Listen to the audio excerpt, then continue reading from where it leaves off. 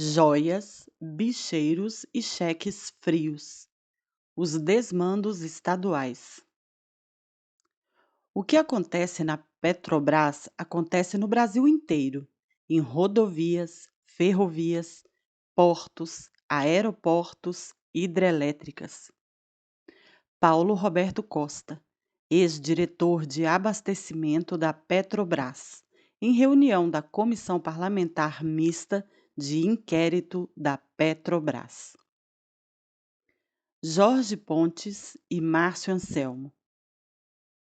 Sede do poder central no imaginário popular, Brasília se tornou sinônimo de conchavo político e de relações espúrias entre os setores público e privado. Dada a sucessão de escândalos no governo federal. No plano estadual, o mais bem acabado modelo de Estado deteriorado pela institucionalização do crime é justamente o que cedia à antiga capital federal, o Rio de Janeiro.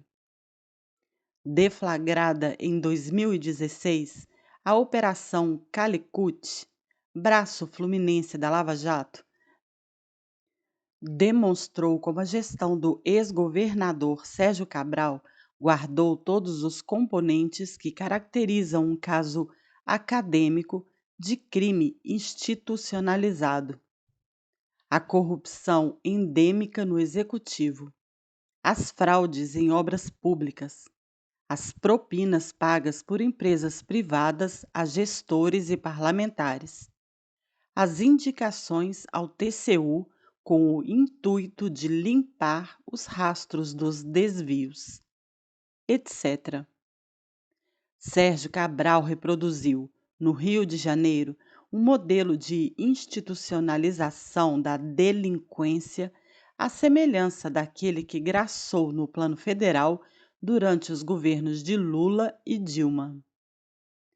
Assim como no Mensalão e no Petrolão, operados pelos governos do PT, o esquema de Cabral atravessou pelo menos dois poderes, executivo e legislativo, do estado do Rio de Janeiro.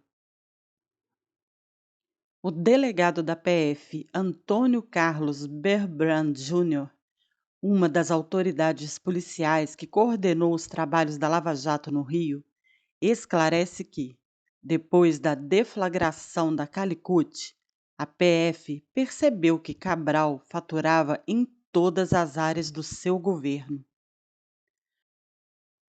Calicut é uma cidade da Índia onde o navegador Pedro Álvares Cabral, descobridor do Brasil, sofreu uma derrota em episódio conhecido como a Tormenta de Calicut. O nome foi escolhido para batizar a operação que levou à prisão o ex-governador do Rio, em novembro de 2016. Uma série de acontecimentos e uma boa dose de acaso permitiram à PF puxar o novelo da organização criminosa que assaltara o executivo estadual. 3 outras investigações anteriores permitiram a abertura do ramo fluminense da maior ofensiva contra a corrupção no país. No desenrolar das investigações na Petrobras, a Lava Jato no Paraná tocou num esquema de corrupção na Eletronuclear, a subsidiária da Eletrobras, que geria a construção da usina de Angra 3. Contratos celebrados com Andrade Gutierrez e outras construtoras renderam propinas a agentes públicos, inclusive ao ex-presidente da Eletronuclear, conforme condenação da Justiça. Em outubro de 2015, o ministro do STF, Teori Zavascki, relator da Lava Jato no tribunal, decidiu que aquele caso não tinha relação com os crimes na Petrobras e, portanto, não deveria permanecer com a 13ª Vara Criminal de Curitiba, da qual o juiz Sérgio Moro era o titular. O caso foi enviado para a Justiça Federal do Rio, mais especificamente a Sétima Vara Federal Criminal, sob responsabilidade do juiz Marcelo Bretas, à época ainda pouco conhecido. 3 meses antes, em junho, Bretas havia autorizado a deflagração da Operação Saqueador, que desbarateou o esquema de lavagem de dinheiro desviado de obras públicas realizadas pela empreiteira Delta. Entre outros, foram presos naquela operação o dono da empresa, Fernando Cavendish, e o contraventor Carlinhos Cachoeira. Entre 2007 e 2012, a Delta havia ganhado contratos com o poder público que somavam 11 bilhões de reais. O esquema consistia em subcontratar empresas de fachada, com contratos fictícios, para desviar parte dos recursos. Além de ter ganhado contratos do governo estadual do Rio, Cavendish era amigo pessoal de Sérgio Cabral. A comemoração de sua festa de aniversário em 2011, no litoral da Bahia, acabou em uma tragédia que revelou o grau de proximidade entre o governador e um dos principais contratados do estado. O helicóptero que levava convidados ao resort, onde seria a festa, caiu no mar, causando a morte de 7 pessoas, entre elas a namorada do filho de Sérgio Cabral e a mulher de Cavendish, Jordana Kfouri. O governador e o empreiteiro fariam a viagem seguinte no mesmo helicóptero. Cabral primeiro tentou negar a proximidade com Cavendish. Depois, desencavou o código de conduta para a relação entre autoridades do governo estadual e o setor privado, que proibia, em um de seus artigos, servidores públicos de receberem presentes, transporte, hospedagem, compensação ou quaisquer favores, assim como aceitar convites para almoços, jantares, festas e outros eventos sociais de empresas. O próprio autor do código, o governador, era um costumaz violador das regras. Cabral era um assíduo usuário, por exemplo, do jatinho particular do milionário Eike Batista. Nenhum político personificou tanto a promiscuidade na relação com o empresariado como Cabral, conforme demonstrariam os processos judiciais de que foi alvo. A terceira ponta que permitiu o surgimento da Calicut também foi gestada, como o caso da eletronuclear em Curitiba. O avanço dos trabalhos na Lava Jato já havia atingido o cartel das grandes empreiteiras que fraudava as licitações na Petrobras. Alguns dos executivos das principais construtoras, impossibilitados pelas provas recolhidas de continuar a negar seus crimes, já haviam decidido fazer colaborações premiadas. No caso de Cabral, foram decisivos os depoimentos de diretores da Andrade Gutierrez, Clóvis Primo e Rogério Nora de Sá.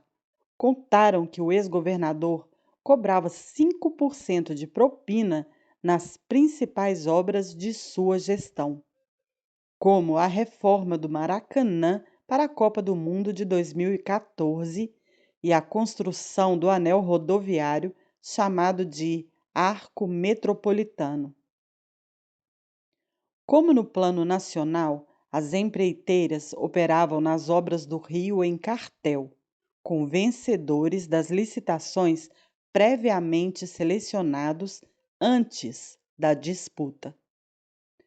Uma das construtoras coligadas na máfia era justamente a Delta.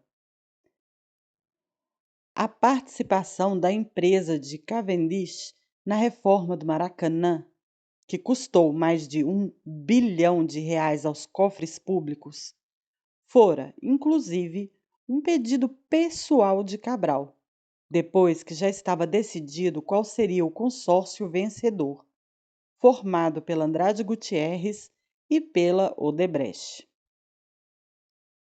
Em depoimento à Justiça Federal, o próprio Cavendish revelaria que a inclusão da Delta no grupo que faria a obra foi a retribuição de Cabral a um presente do empresário à então primeira-dama do Rio, Adriana Anselmo. Em viagem dos dois amigos a Mônaco, em 2009, o governador pediu ao empreiteiro que comprasse um presente para sua mulher. Não era uma lembrança qualquer, mas um anel de brilhantes no valor, à época, de aproximadamente R$ 800 mil. Em 4 de dezembro de 2017, em interrogatório ao juiz Marcelo Bretas, Cavendish descreveu assim aquela passagem marcante dos anais da Lava Jato no Rio. Eu sabia que a Odebrecht era a favorita para ganhar a licitação do Maracanã. Fui ao governador Cabral e disse que tinha interesse em participar da obra. Ele concordou com a entrada da Delta. E aí vale recordar o episódio do anel. 3 meses antes, estávamos viajando eu, minha mulher, o governador e a Adriana, que faria aniversário durante a viagem. Estávamos perto de Nice, em alguma pequena cidade da costa, e ele me levou a uma joalheria. Disse que iria presentear a Adriana e me disse: gostaria que você pagasse. Não me pareceu algo tão natural. O valor era representativo, de 220 mil euros. Na ocasião, eu falei que a gente iria acertar aquilo depois. Deixei claro que não era um presente meu. O empreiteiro prosseguiu contando que a obra do Maracanã foi a chance de Cabral pagar pelo anel dado à sua mulher. A obra do Maracanã, meses depois, foi a oportunidade de resolver essa contrapartida. Eu pedi, o Cabral colocou a Delta na obra e pediu propina de 5% da participação da Delta. Depois, eu abati o valor, pago pelo anel da propina de Sérgio Cabral. Este anel nunca foi presente. Como o ex-governador disse, é mentira. Não foi um presente, foi um negócio. A quantidade de joias apreendidas nas operações que tiveram como alvos bens do casal Sérgio Cabral e Adriana Anselmo impressionou os policiais. Um dos delegados da PF no Rio, Antônio Belbran, participou de 2 ações de busca e apreensão no apartamento do casal e nos contou que ficou surpreso ao se deparar, na segunda vez, com novas joias. Empregados que trabalhavam na casa afirmaram se tratar de bijuterias de pouco valor. Belbran, que já tinha apreendido grande quantidade de joias na primeira busca, apreendeu o conjunto de bijuterias. O laudo da perícia foi surpreendente. R$ 1 milhão em joias. Um valor que corroborava o esquema de lavagem através de joalherias mostrado pela investigação. Não eram apenas presentes, como disse Cavendish. A participação da Delta no cartel de empresas que se beneficiavam de fraudes no governo Cabral foi fundamental para o destino do ex-governador. Por causa dessa ligação, o STJ definiu que as investigações sobre os esquemas do governo fluminense tinham conexão com os crimes cometidos pela Delta, revelados pela Operação Saqueador.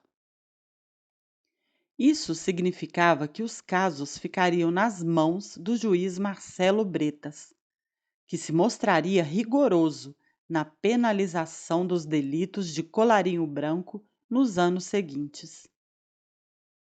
Um último elemento também foi definitivo para selar a sorte de Cabral.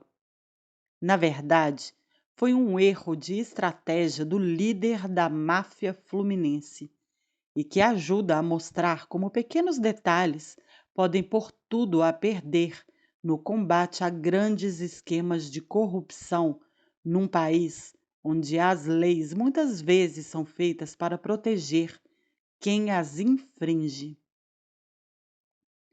Uma das proteções legais que tem beneficiado autoridades criminosas é o foro especial.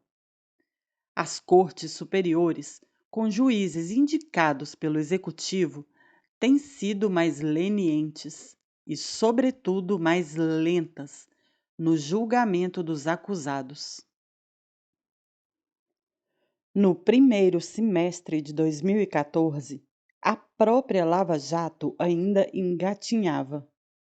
Em abril daquele ano, Sérgio Cabral renunciou ao cargo de governador para que seu vice, Luiz Fernando Pezão, ganhasse espaço já com vistas à eleição de outubro. Cabral estava altamente impopular desde o ano anterior, quando foi um dos políticos mais visados pelos protestos de junho de 2013.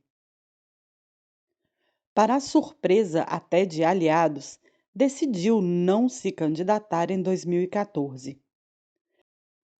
Se fosse eleito deputado federal, por exemplo, o que não seria difícil para quem teve 2 mandatos como governador, teria garantido a prerrogativa de foro.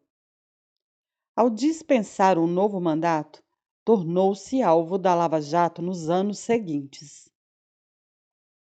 Em junho de 2016, com as descobertas trazidas pela delação de Andrade Gutierrez, pela Operação Saqueador e por outros casos, foi criada a Força Tarefa no Rio, juntando MPF e PF. Em novembro daquele ano, os procuradores já tinham reunido elementos suficientes para pedir a prisão preventiva do ex-governador. Cabral recebeu a visita da PF em sua casa, no Leblon, na manhã de 17 de novembro de 2016. Era a Operação Calicut nas ruas. A Lava Jato no Rio foi um exemplo de investigação em que a polícia e o MP cumprem seu papel sem omissões e na qual a justiça não protege os poderosos. Cria um círculo positivo que aumenta a própria capacidade de desvendar crimes.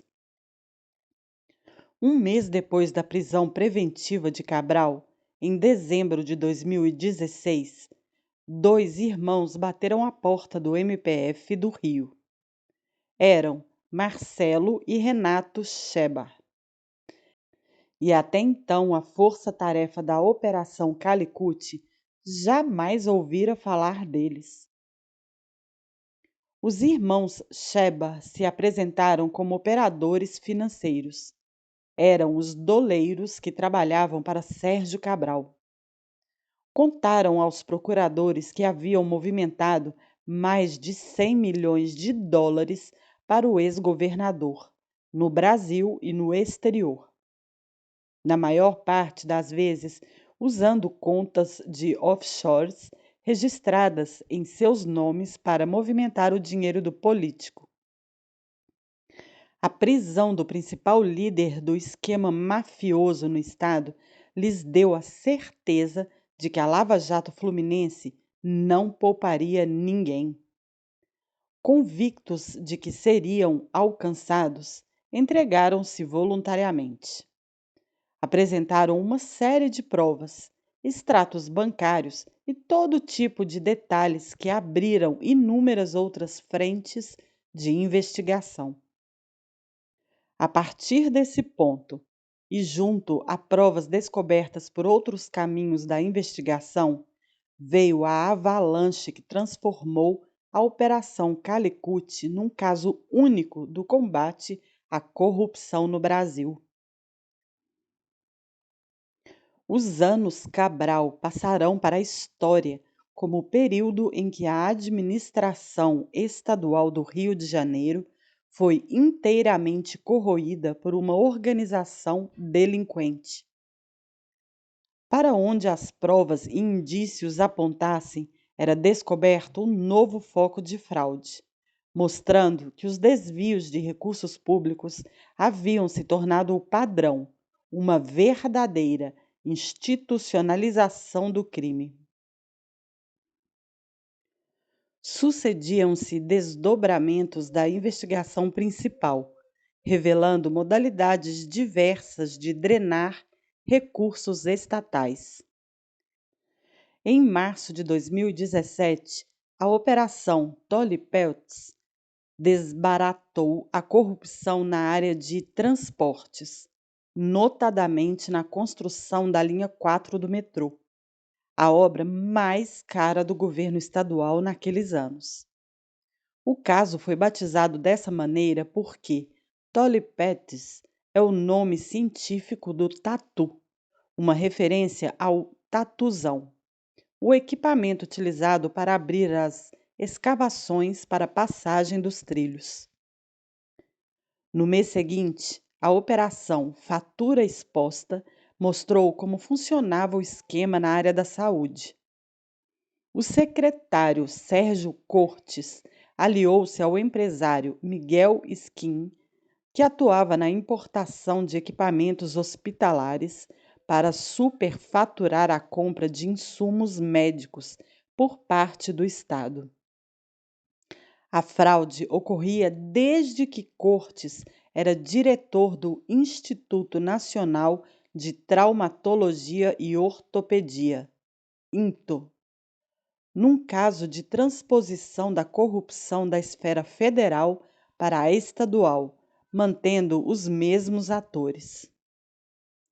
Se a corrupção em secretarias de grandes orçamentos, como a de saúde, ou responsáveis por obras de vulto, como as de transporte, são quase uma tradição das administrações brasileiras, no caso do governo Cabral, ela estava espraiada por todos os lados.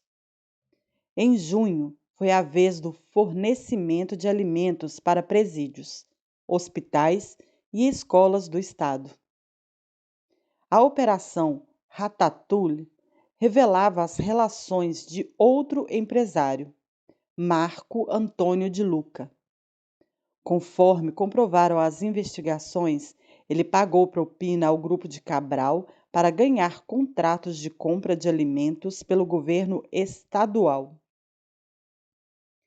Nas ramificações do crime institucionalizado, as fraudes pilotadas pelo governo Cabral não pouparam o já combalido sistema de saúde, nem a merenda das crianças matriculadas nos colégios públicos.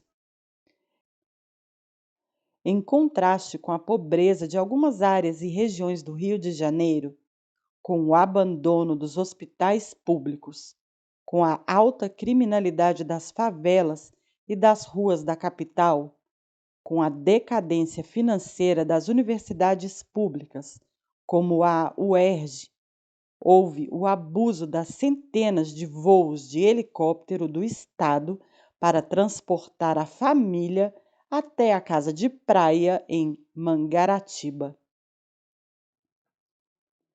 incluindo até o cachorro de estimação. ou os passeios de bicicleta pelas ruas de Paris, os jantares nos mais caros restaurantes da capital francesa e seus ternos de grifes italianas, para citar algumas marcas registradas do período Cabral. O sistema processual penal brasileiro, que historicamente deixa impune o criminoso do andar de cima, emprestou a Sérgio Cabral uma coragem desmedida para roubar, além de uma certeza inabalável de que jamais seria alcançado. Hoje, o ex-governador é detento em uma penitenciária que ele mesmo inaugurou. Em outubro de 2017, a Calicut revelou a face internacional dos desmandos do grupo que comandava o governo estadual. Com base em informações e provas cedidas pelos irmãos Shebar, a Operação Unfair Play denunciou a compra de votos de integrantes do Comitê Olímpico Internacional no processo de escolha, em 2009, da sede dos Jogos Olímpicos de 2016. Aquela investigação foi impulsionada também por um pedido de colaboração de autoridades da França, que identificaram pagamentos ao então presidente da Federação Internacional de Atletismo, IAAF, na sigla em inglês. Lamine Diack. O senegalês e seu filho, Papa Diack, receberam 2 milhões de dólares do grupo de Cabral, de acordo com os extratos obtidos pela investigação. A operação levou temporariamente à prisão o presidente do Comitê Olímpico do Brasil, COB, Carlos Arthur Nussmann. Além de alegar inocência, a defesa de Nussmann argumentava que sequer haveria crime a se investigar, pois o COI era uma entidade privada e a legislação brasileira só prevê corrupção em casos de pagamentos ilegais a agentes públicos. Os investigadores, porém, defendiam que o dinheiro pago aos membros do COI fora desviado dos cofres estaduais, argumentação acolhida pela Justiça. Foi um caso de forte simbolismo. Se a quantia em questão, 2 milhões de dólares, não era das maiores comparada a outros esquemas, a escolha do Rio como sede das Olimpíadas propiciou outras inúmeras oportunidades de saque aos cofres públicos durante os anos seguintes de organização dos Jogos. Um dos vários casos revelados foi a propina cobrada por dirigentes da Caixa Econômica Federal para liberação de recursos que financiariam a revitalização da zona portuária do Rio, um dos projetos ligados à Olimpíada Carioca. Foi também uma síntese do grau de deteriorização dos 3 níveis de administração pública do país.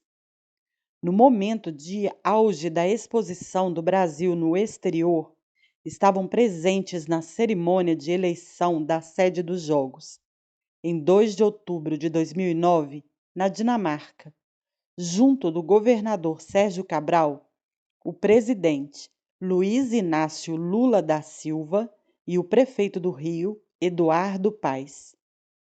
Os 3 comemoraram uma vitória que, soube-se depois, foi turbinada por propina paga com dinheiro público. Ainda que Lula e Paes não estejam implicados no episódio. A comemoração calorosa dos políticos em Copenhague não devia ser a mesma que fizeram milhares de cariocas na praia de Copacabana, naquele mesmo dia. Dos que estavam à frente da delegação brasileira na Dinamarca, Lula, Sérgio Cabral e Nussmann já foram presos pela PF. ainda que por motivos diferentes.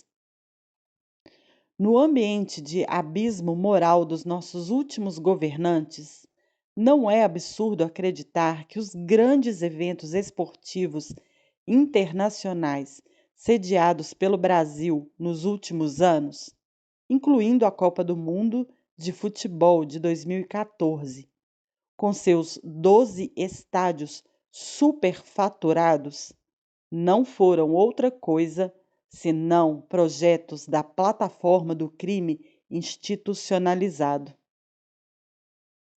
Ainda na sequência dos trabalhos da Lava Jato no Rio, a Operação Ponto Final descortinou o legislativo fluminense a serviço dos interesses privados. Outro conceito central da institucionalização do crime. Os principais empresários de ônibus pagavam propina aos deputados estaduais para barrar investigações e projetos que afetavam seus interesses e aprovar legislações que os beneficiavam. Era um mensalão, mas não pago pelo executivo, e sim por empresários com negócios no Estado. A prisão dos principais executivos do setor de transportes levou a Calicut à figura que havia muitos anos dava as cartas na política fluminense. O deputado estadual e presidente do MDB local, Jorge Piccani. Se o governo Cabral teve em si diversos componentes do crime institucionalizado, vários deles se encontravam reunidos, conforme demonstraram as investigações, no clã Piccani. O pai, Jorge Piccani, foi preso na Operação Cadeia Velha, sob acusação de gerenciar o pagamento de propina dos empresários de transporte a deputados estaduais.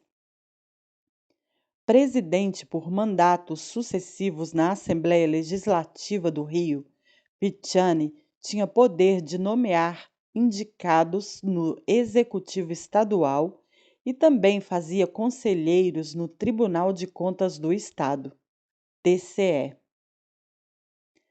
Tradição da política brasileira, 2 de seus filhos seguiram a carreira do pai. Leonardo Piccani foi deputado federal e ministro do Esporte no governo de Michel Temer. Já Rafael Piccani foi deputado estadual e secretário municipal de transportes na gestão de Eduardo Paes.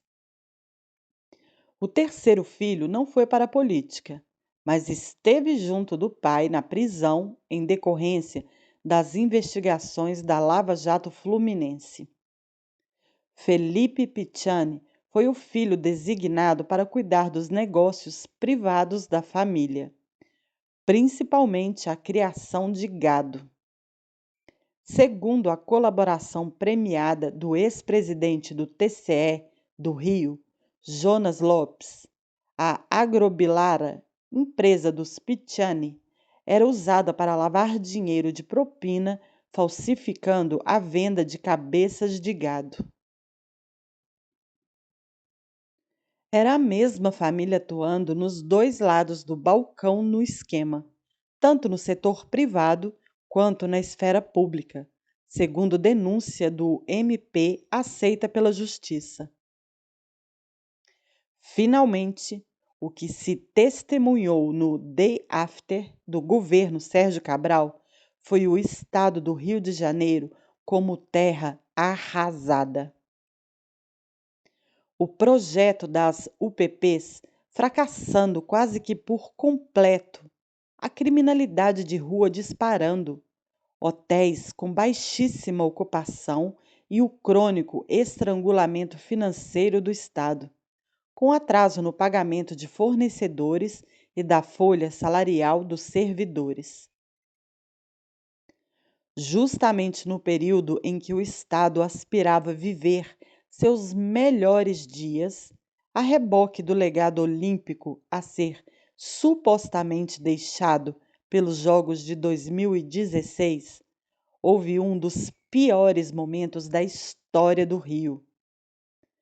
Mas o que o povo do Rio viu, como nenhum outro, foram os efeitos desse fenômeno da criminologia chamado delinquência institucionalizada.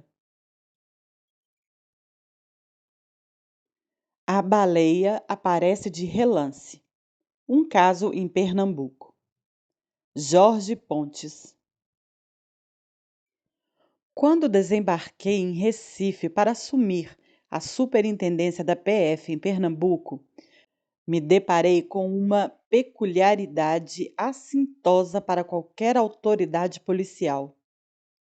Tinha viajado de Brasília à capital pernambucana com 2 membros do MPF, que acompanhariam minha posse, na sede do Tribunal Regional Federal da 5ª Região, em fevereiro de 2007.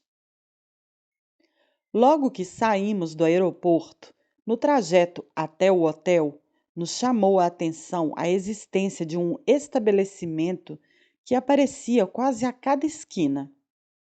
Parecia uma rede de farmácias ou uma casa lotérica, com letreiros luminosos bem coloridos, onde se lia Monte Carlos. O que nos intrigou foi a quantidade de imóveis com a mesma franquia. O senhor que nos acompanhava na viatura, questionado sobre aquilo, disse que se tratava de uma rede de lojas que explorava o jogo do bicho.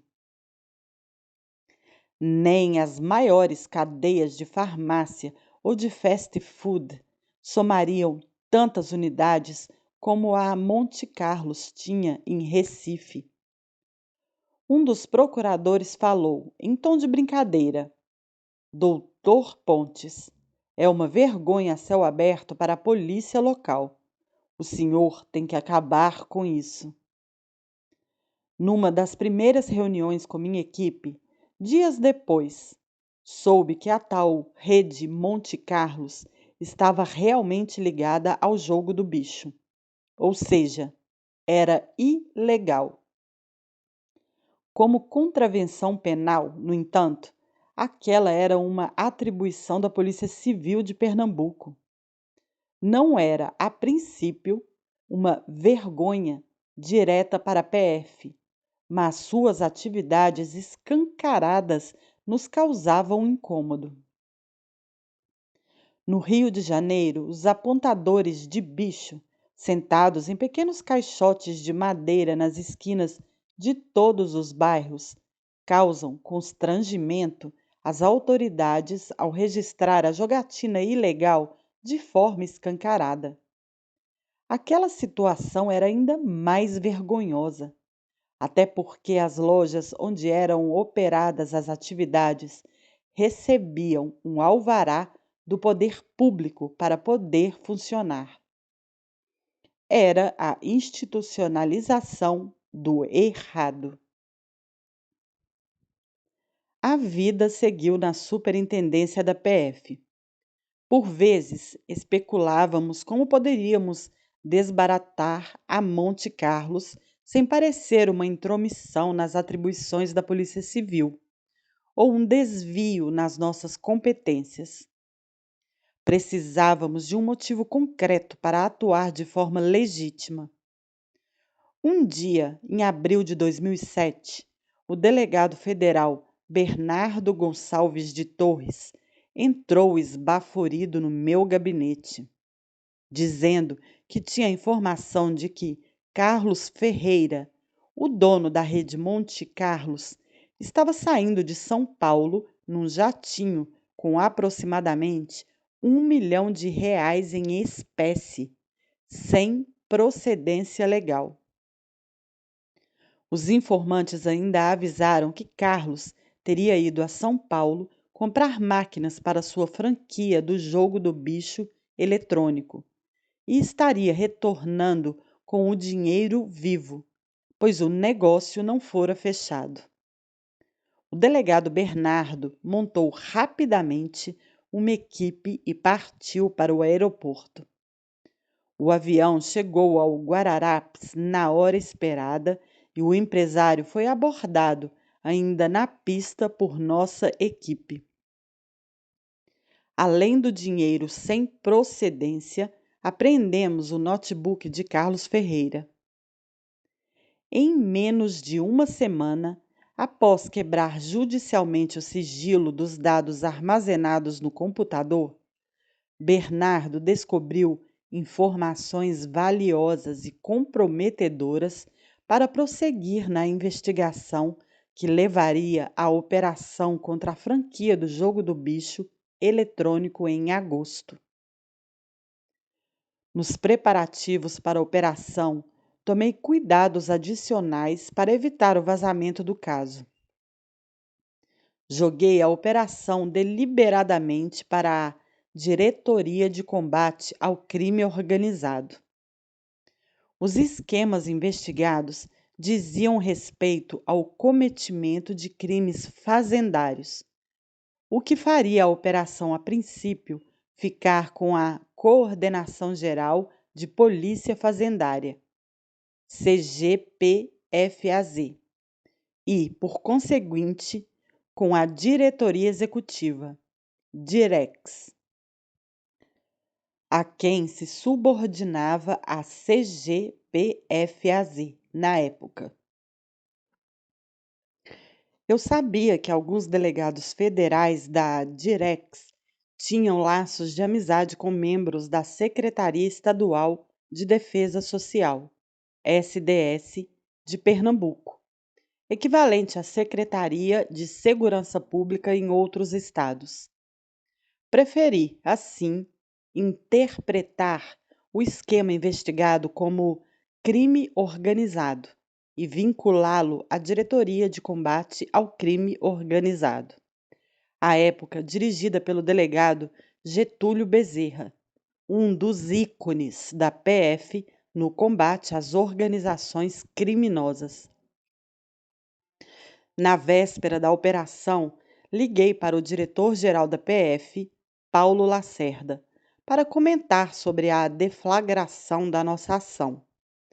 Disse a ele que avisaria ao secretário de Defesa Social de Pernambuco somente após a prisão do alvo número 1 da operação. Lacerda concordou. Ele entendia que minha maior preocupação era evitar que houvesse vazamento pelas autoridades locais. A operação, batizada de Zebra, foi bem sucedida.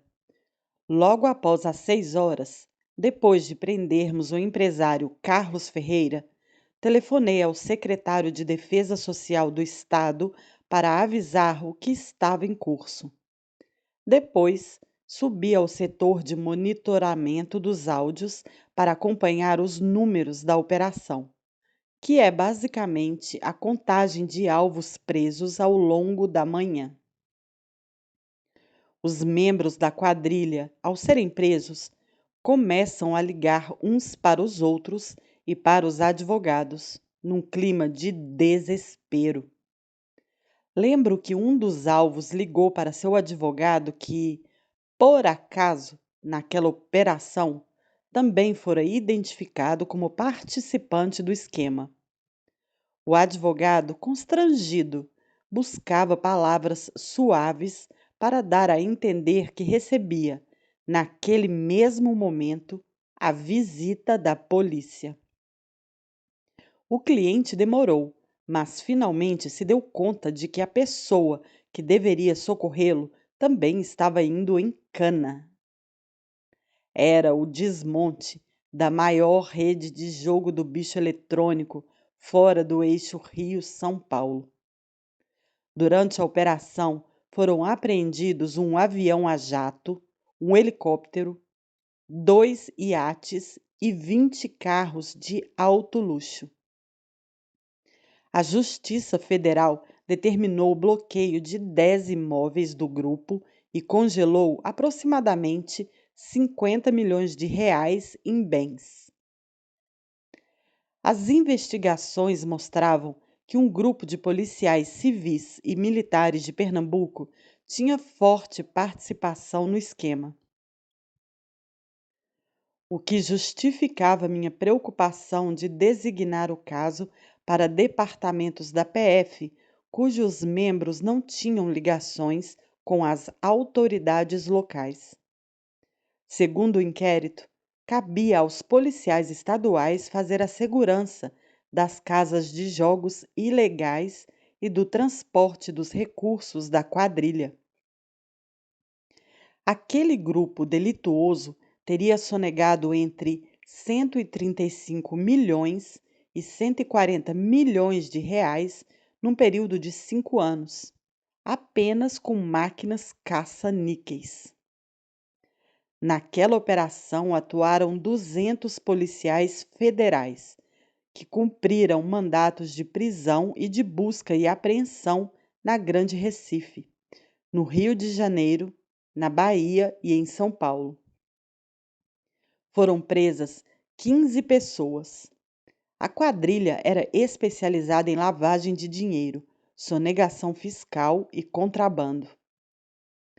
Eu tinha absoluta certeza de que aquela operação não agradaria ao governo de Pernambuco. Se a Monte Carlos operava de forma tão escancarada e nenhuma autoridade local a reprimia, era porque não interessava ao establishment político estadual interromper suas atividades. Corria a administração do governador Eduardo Campos.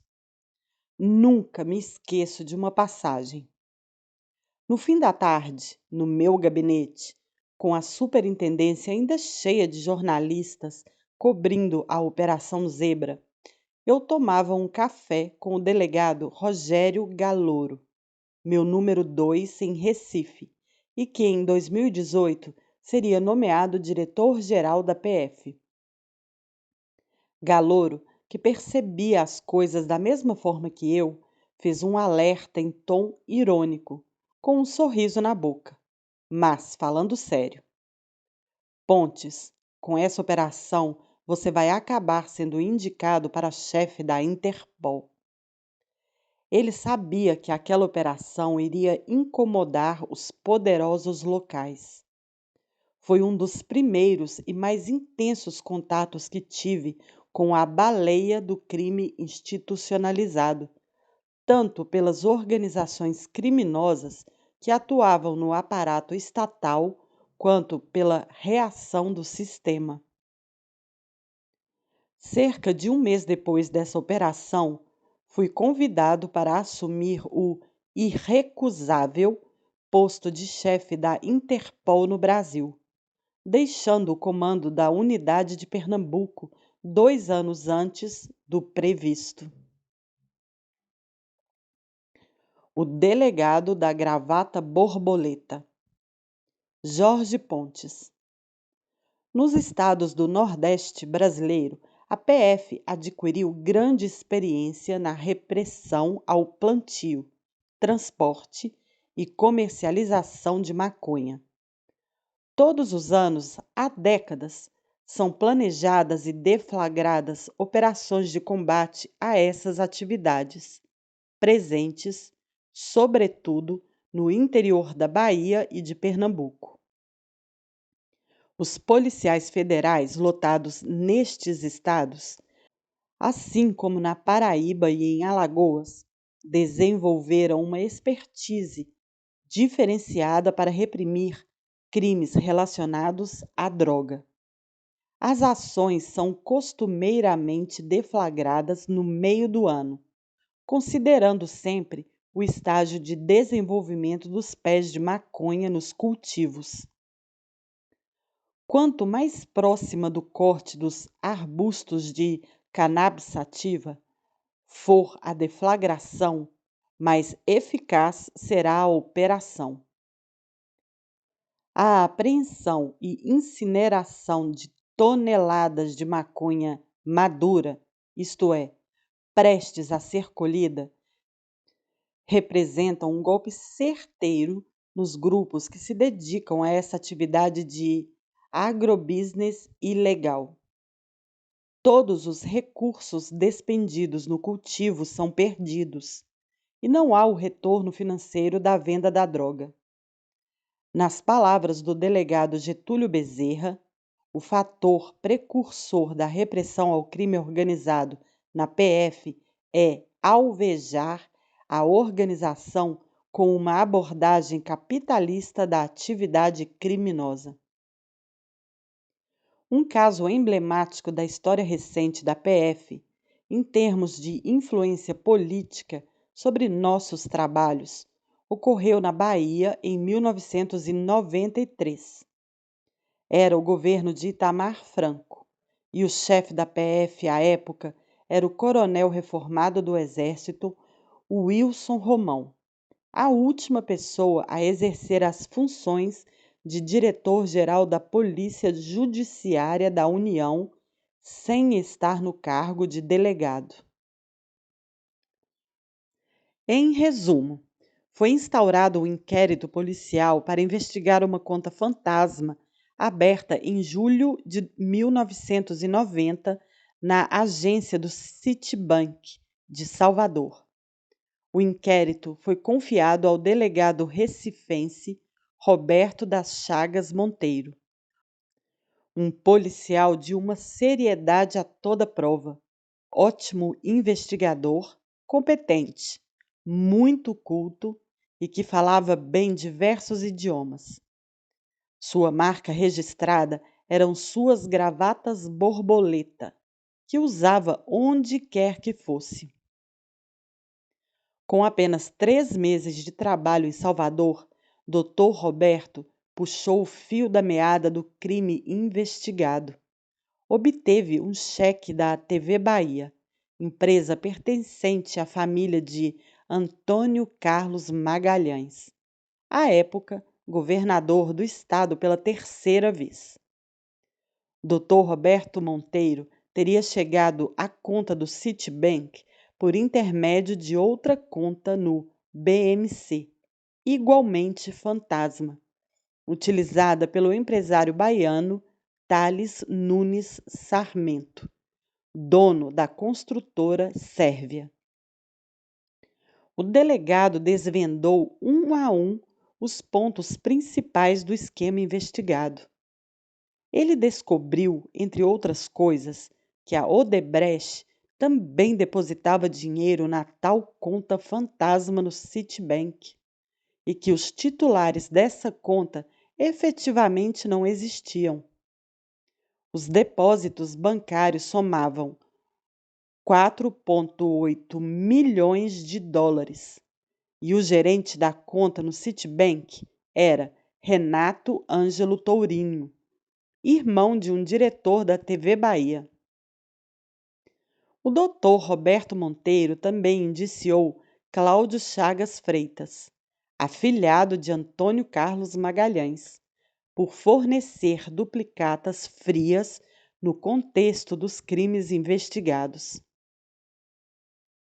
Em pouquíssimo tempo de diligências policiais, os passos investigativos dados pelo Dr. Roberto já indicavam com razoável clareza que a conta fantasma teria sido utilizada para financiar a campanha vitoriosa de Antônio Carlos Magalhães ao governo da Bahia em 1990.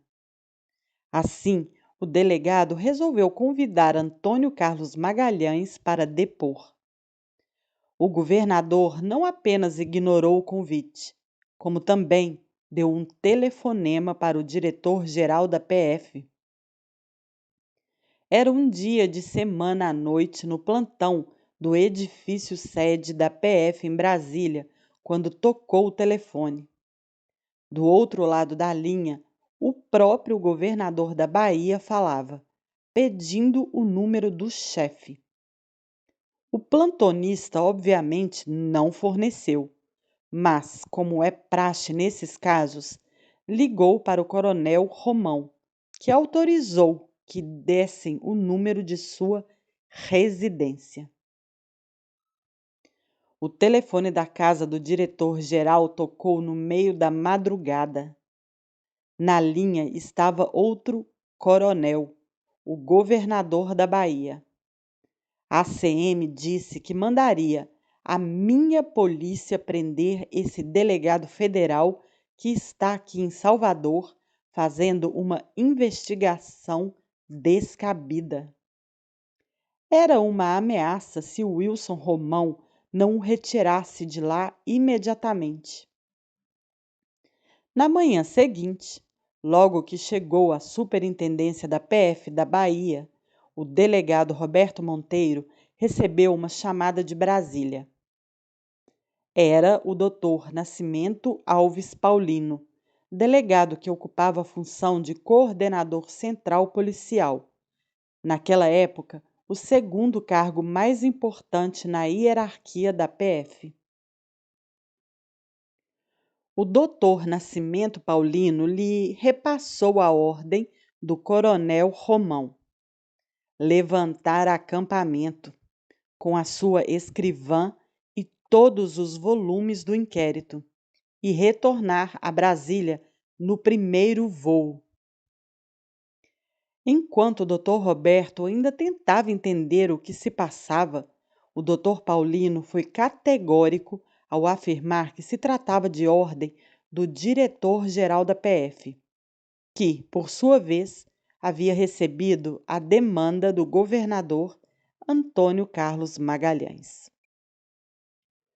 Assim como fora mandado para Salvador, cumpridor de ordens que era, o doutor Roberto atendeu de pronto à determinação e retornou a Brasília.